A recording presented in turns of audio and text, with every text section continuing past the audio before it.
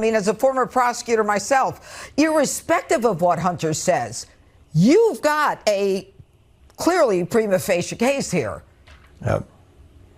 I think so. I've said that for many months. I think we've produced many smoking guns. You know, there are people in the mainstream media that want to say otherwise, but poll after poll comes out and shows that the American people are keeping up with this investigation, and they realize that something bad is going on here, and the President of the United States has been dishonest. You've got MAGA Republican leader of the House Oversight Committee, James Comer, just giving away the game there. Folks, for these MAGA Republicans, the facts, the evidence, it just doesn't matter. What matters is pumping disinformation into the public fora over and over and over again and making the public believe things that simply aren't true. I'm Ben Meiselas from the MeidasTouch Network. Then hold another hearing. James Comer, if you are confident about your evidence, if you are confident about your facts, why, when you held your first impeachment inquiry hearing into President Biden, you looked like a complete and utter fool? Heck, the witness that you called, the law professor who you called, stated that there was not sufficient evidence to have an impeachment against President Biden. Remember that? Play this clip. In fact, I do not believe that the current evidence would support articles of impeachment. That was your witness. That was your witness. But for you, it's just about the polling. It's just about going after him. It's just about how you can try to pump disinfo into the veins of people in the public through your propaganda network, Fox, each and every day. Like, for example, I mean, the other day, Fox jumped right away, said that there was a terrorist attack in Buffalo, blamed President Biden for it, made it an issue about the borders. All of the right-wing media influencers jumped on it, gloom and doom and fear and all of these things, and then they were wrong, and then they were like, well, it actually raises important and interesting questions. Y'all were the ones who falsely reported it. This is former Congressmember Chaffetz masquerading as though he's a legitimate reporter, which he is not. He is a pundit on Fox who injects disinfo each and every day. And here he is saying basically, well, see, people didn't really know. You're the reporter. It's your job to report accurate facts. Play the clip. And what happened at the border today sent chills through most Americans. It was scary. People didn't know if it was a terrorist attack. We didn't know exactly what was happening or what the motive was. It made us ask ourselves, could it have been related to the open border policies of the administration? Was it simply an accident? We don't know, but it caused us all to think. And as I reflect on James Comer and his say and what he's saying about the impeachment inquiry, as I mentioned before, hold another public hearing if you're so confident, and you can call your witnesses. The Democrats can call their witnesses, and we can go and actually go over evidence and facts. But you see, you don't actually want to put facts into the record. You don't want to put real evidence into the record. No, the MAGA Republicans instead in some of these prior hearings have relied on actually trying to introduce Chinese propaganda into the record. You don't believe me? Here's Matt Gaetz getting called out by a witness at a prior hearing in the Biden administration for citing Chinese propaganda as and trying to masquerade it as evidence. Here, play this clip. Is the Azov battalion getting access to U.S. weapons? Not that I'm aware of, but if you have information, I seek unanimous consent to enter into the record the Global Times investigative report that that talks about training. It's from the Atlantic Council's Digital Forensics Research Lab, citing that the Azov Battalion was even getting stuff as far back as 2018. Without objection, so ordered. Any reason to disagree with that assessment, Dr. Is this Paul? I'm sorry, is this the Global Times from China? No, this is, well. That's what you read. Yeah, it might be. Yeah, would that be a reason? As a general matter, I don't take Beijing's propaganda. Well, no, at yeah, face but just tell me value. if the allegation is true or false. I mean, I don't have any evidence one way or the other. As a general matter, I don't take Beijing's propaganda at face value. Fair enough. I would agree with that assessment. April 2022, You saw the witness saying, as a general matter, I don't really take propaganda from Beijing as evidence that should be introduced in the record. But let's go back to Comer for a second. Comer, you want to hold these hearings, okay, like you did, then let the evidence in. Remember when Comer was hyping, oh, there's this witness, he's a whistleblower. It turns out it was a spy for China. You're getting a theme here. Or then, Hunter Biden's business partner, Devin Archer, is going to reveal it all. Devin Archer is the key to all of this. Well, there was a deposition of Devin Archer that was taken, and Devin Archer was asked if he was aware of any wrongdoing by Biden. No, not that I'm aware of. I'm not aware of any wrongdoing that Biden actually engaged in. Okay, well, that's evidence. So then at the impeachment inquiry hearing, what do Democrats try to do at the hearing? Introduce the evidence of that deposition testimony. Here's Democratic Congressmember Dan Goldman trying to introduce evidence of the deposition of the MAGA Republicans' star witness. They don't let it in. Play the clip. Point of order. Down here. Mr. Chairman. Chair recognizes Mr. Donalds for 5 minutes. order, You'll Mr. have 5 minutes. It's You'll not have my all 5 the minutes. time. A point of No, order you're is out of not within order. 5 You're minutes. out of order, Mr. Goldman. I have a when point of your order. when your time is, I you will asked be to recognized. introduce Chair something by recognizes unanimous Mr. Donalds consent. for 5 minutes. Is it being introduced? Chair recognizes Mr. Donalds for 5 minutes. Byron, it's your Chairman, time. the rules require you Thank to you, recognize Mr. Chairman. me. No. Yes, for a point of order, they absolutely do. Chair And you have to recognizes rule Mr. on Donalds. the motion. And is You've Mr. already Donald's made time 2 ticking points too? of order. No, Chair Mr. Donald's recognizes time Mr. is not going Donalds. to take. Actually, Mr. Chairman, I request its clock be set back to 5 minutes Set so we the can. clock back to 5 minutes. Mr. Chairman, can I just make a parliamentary inquiry then? Are we not to make points of order on either side during You the keep questioning? speaking about no evidence. Why don't you all just listen and I'm learn? trying to introduce evidence.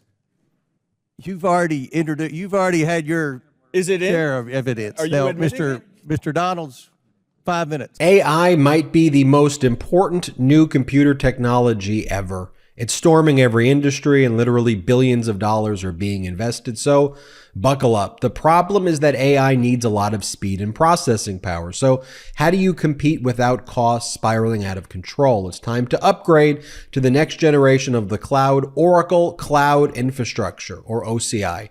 OCI is a single platform for your infrastructure, database, application development, and AI needs. OCI has 4 to 8 times the bandwidth of other clouds, offers one consistent price instead of variable regional pricing, and of course, nobody does data better than Oracle. So now you can train your AI models at twice the speed and less than half the cost of other clouds. If you want to do more and spend less like Uber 8x8 and Databricks Mosaic, take a free test drive of OCI at oracle.com/Meidas. That's oracle.com/Meidas. Oracle.com/Meidas. And by the way, we see that over and over and over again. One of the things that Democrats want to do, okay, let's call Rudy Giuliani and Lev Parnas as witnesses. And then James Comer asks, there's a motion on the table, and then Nancy Mace is like, what does that have to do with anything? Your whole allegation, this whole bogus impeachment inquiry against President Biden is based on Russian disinformation funneled into our country from Rudy Giuliani to Bill Barr. That's the genesis of this. So maybe Giuliani would be like a witness in this that we should call if we care about facts and evidence. Remember, play this clip. Ms. Mace. Mr. Chairman, what are we voting on? This is a motion by Mr. Groffman to table the motion by Mr. Mifume to subpoena Rudy Giuliani. Got it. Doesn't seem to have a lot to do with this. I'll vote aye.